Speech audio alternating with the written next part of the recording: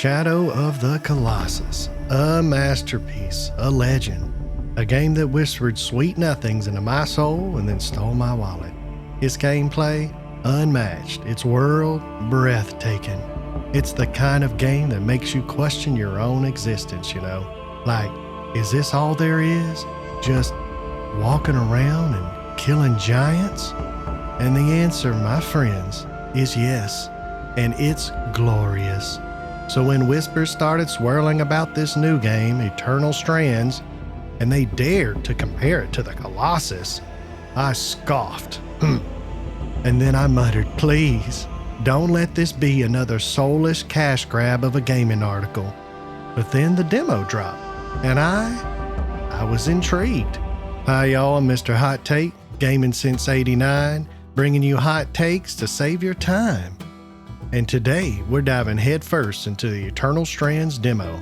So buckle up, buttercups, cause this ride is gonna be like the back roads of Mizzou. Beautiful, but it's janky. Now, the multi-million-dollar question. Is this the long-awaited spiritual successor to Shadow of the Colossus we've all been dreaming of? Short answer, maybe, in the same way that a cardboard cutout of Oblivion's adoring fan is the spiritual successor to Todd Howard. You dork. Who's laughing now? Now, see, there's this one boss fight. Oh, this glorious, magnificent, nostalgia-inducing boss fight against a colossal beast.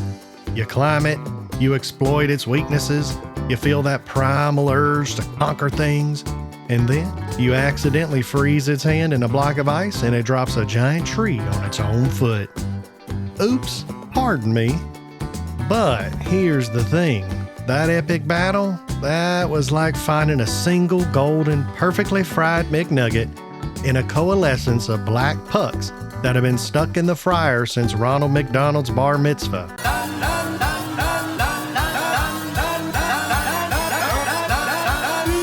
The rest of the demo, let's just say, you do stuff. This game, my friend, screams Xbox circa 2009, the good old days. It's got that classic Dragon Age Origin vibes, you know, that Fable 1, Fable 2 aesthetic, that World of Warcraft aesthetic, that's that general epic fantasy aesthetic that's so generic it practically writes itself. It's like they took every single fantasy trope, threw them in a blender and hit puree. But instead of dark creatures from my second grade gym teacher's personal locker, it's got clean, pleasant, high fantasy from the after-school yearbook club. And the world they created, oh, the world, it's vast, it's sprawling, and it's kinda empty. Like a Costco on a Tuesday morning. You walk around and you're like, wow, this place is impressive, but where is everyone?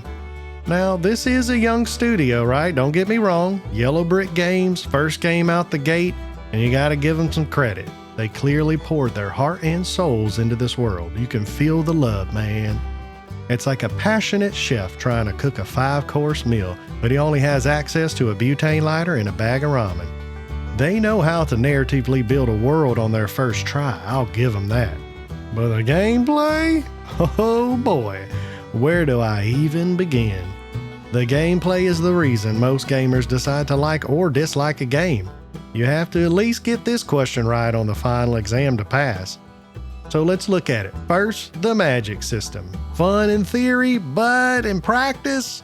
Well, I like the Jedi powers. I like grabbing things with my mind and throwing trees into people, throwing rocks into people, throwing people into people. It doesn't feel as good as, say, like the game Control, but it's still pretty fun. But the other spell they give you at the beginning of the game, it's like an ice spell. They try to teach you how to use it to make an ice bridge to escape the fire. So here you are, surrounded by shrubberies that are on fire. You're trying to freeze the ground, but you feel the heat pouring in. You're feeling faint and hot around the collar. And then you end up turning yourself into an ice sculpture. The physics-based magic has its fun moments, but it's like sitting through a middle school talent show. You sleep through most of it until Napoleon Dynamite hits the stage. And the player movement? Well, feels like you're a cat wearing ice skates and your attacks do cute damage. There just doesn't feel like there's a lot of impact there when you're doing stuff. And the combat itself, clunky, awkward, feels like I'm trying to dance with the giant penguin from Mario 64. I swear I spent more time struggling with the controls than I actually did fighting anything. And don't even get me started on that lock-on. It's like it's got a mind of its own. One second you're locked on, and the next second your character's lost all interest in the beast trying to eat her, and is staring into the nothingness contemplating her life choices. The whole thing feels like a drunk possum trying to climb a greasy flagpole. Now let's talk about the characters. Oh, the characters. Where do I even begin?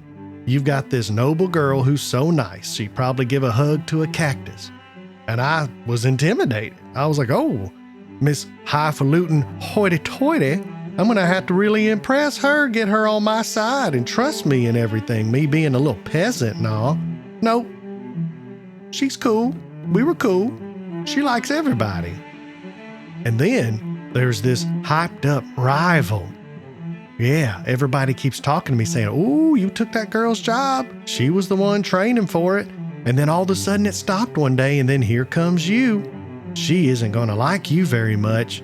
Ooh, I think she's your rival. Well, guess what? We became best friends faster than you can say ya sisterhood. I felt like I was constantly being set up for group drama, like trying to navigate 15 personalities in Danganronpa. But we resolved all of our differences in one afternoon of tea and biscuits. It's like the writers were afraid to give anyone a real personality. They're all so nice.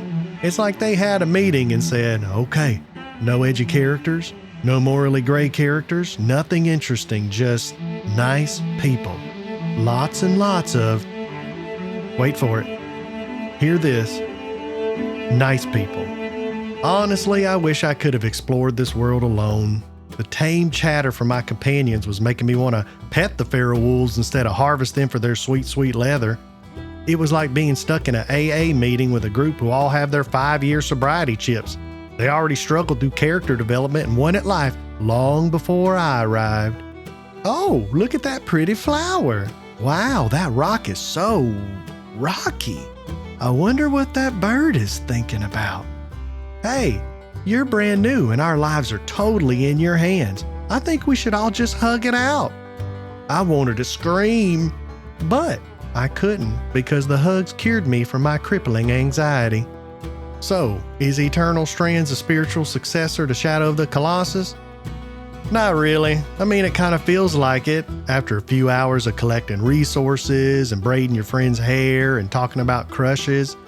It's more like a distant cousin who shows up to your family reunion every year and you forget they exist until it comes around the next year. You just kind of have to walk through so much mud to get to those really shining moments. That's how it felt in the demo anyway. I mean, the full release could be different. But hey, that giant fight, that was something special. A glimmer of hope in a sea of mediocrity. Maybe the full release of the game has better pacing and character interactions. Maybe the rest of the bosses are thrilling like the Colossi of old. But I spent 4 hours in the demo, and I usually only give a game half that time before I decide to get invested in it or to move on to the next game. My final verdict? It's okay. It's got potential, really it does. But it needs a lot of work, a lot. My hope is that these youngins will grow and hone their skills like a 10-year-old at their birthday party playing pin the tail on the donkey for the 6th year in a row. I want to believe that Eternal Strands 2 will wow me. That's what I'm looking forward to. I mean, these guys have put together quite the world building and all the different indexes you can build from finding all these different informations that the noble girl puts together. I mean, it was really cool how it was like you were working together to like build a view of what was going on in this long lost area. That is the strength of the game right there. The world building, the kind of story the world is telling you as you're playing it, that is good. And I know there's some people out there that they're like, hey, that's all I want. That's what I look for in a game. And I usually do too. But I've been spoiled for the past 10 years or whatever. And I've played a lot of good games that have wonderful world building, wonderful stories, amazing characters, and really good gameplay. So when I only can get just one of those things, I think I'm just going to move on to something else that has more eggs in the basket. So, remember, never harass any devs. I think they're going to do great things. I'm hoping they do sell enough because I think there's a lot of people out there that just want to get lost in a new fantasy world, and this game is definitely for them. So let me know what you guys think in the comments below. Did you play the demo? Did it make you want to cry? Did you accidentally freeze yourself in a block of ice? Did you play the full release? Am I missing out? The full release is out already. Oh, Gamin Journalists. All right, if I leave you with one word of advice, remember, don't get your reviews from Gamin Journalists. All right, thanks for watching, and woo, that was a hot take.